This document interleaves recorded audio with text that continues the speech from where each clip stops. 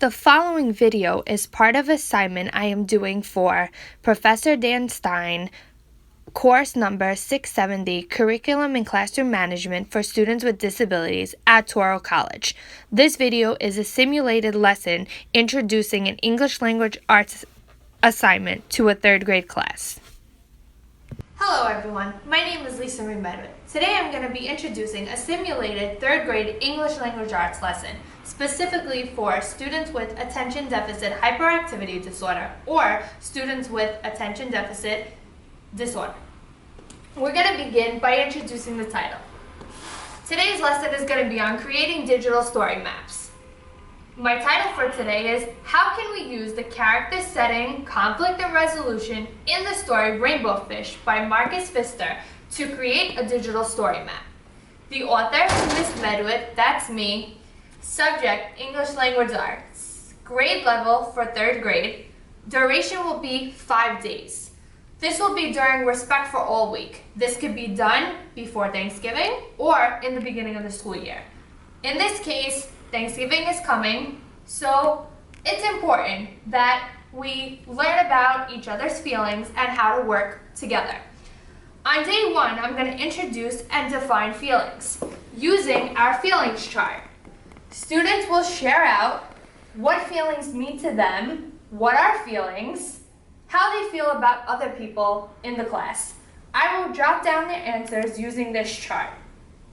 And after we share what feelings mean to us and how we work with others, then we're ready for day 2.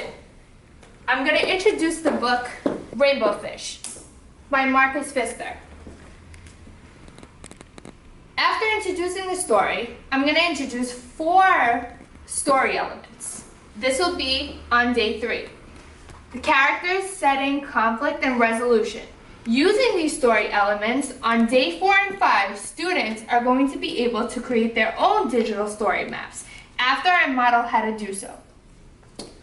Our objective is, after watching a brief tutorial on YouTube of how to create a digital story map and reading the story Rainbow Fish by Marcus Pfister, students will be able to use story elements such as characters, setting, conflict, and resolution, and work collaboratively to create a digital story map. This will be our YouTube website. I will log on and I will play the video for students. After we look at the video, I will then break students up into groups. We're going to be using this Common Core standard today. CCS ELA, Literacy, R.1 3.7.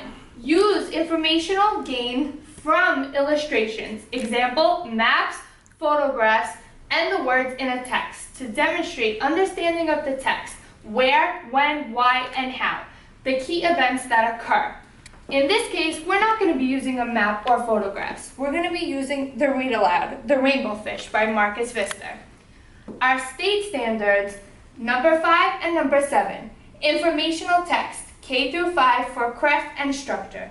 Use text features and search tools, example, keywords, sidebars, hyperlinks, to locate information relevant to a given topic.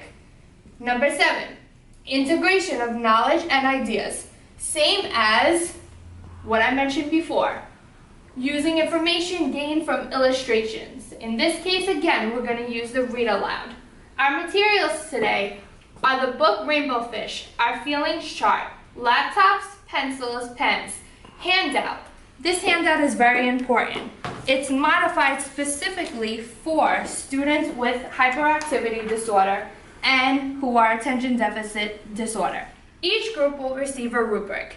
This rubric is designed into 4 separate sections. Students' understanding of the creation of a digital story map, students' group work assignment, their overall presentation, their peer review. Peer review is important. As students in each group are presenting, their peers will evaluate them, giving them a score from 1 to 4. Total, they can get up to a 16. A score of a 4 tells me that students are proficient. They can not only understand what they learned today, but they're able to share with others. A score of a 1 would be the students are not quite there yet. Then I will take each rubric from each group and I will give my own individual score. Students will be graded, according to me, on how well they completed the task of creating a digital story map. They will be graded on how well they work collaboratively during the group work instruction. Again, I'm looking to see if students can take what they learned today and use it across the curriculum and be able to teach others what they learned. I will then give a follow-up activity at the conclusion of the lesson to know that students understood what the lesson was about, and the conclusion of the unit of study over the 5 days. Students will share what they learned with the entire class.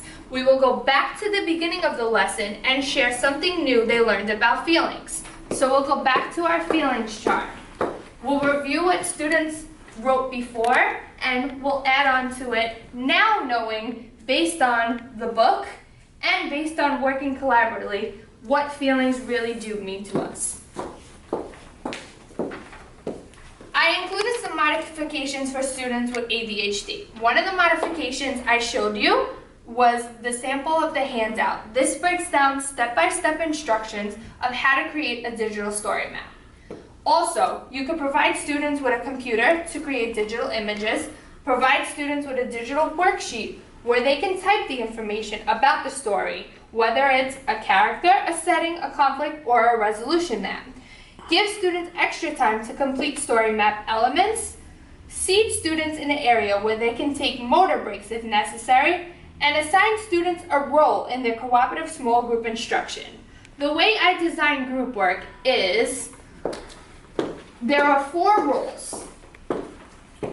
One student will be the writer, one student will be the reporter, one student will be the presenter, and another one will be the editor. It's very important that students with disabilities, especially students with ADHD, are assigned a role. They need to feel like they're important and not to be excluded from the other students and their non-disabled peers. Thank you. The purpose of introducing this lesson using a chart serves 2 purposes. Purpose 1 is that it pertains to the needs of students with both ADHD and students with ADD. And 2, if anyone, such as principals, AP, school staff, or parents enter your classroom, they will be able to see your title, lesson objective, Common Core and State Learning Standards, materials, and any modifications or accommodations you are using with your students. I welcome any comments or questions you may have about this lesson. Please feel free to email me at lmedwid621@gmail.com. Thank you.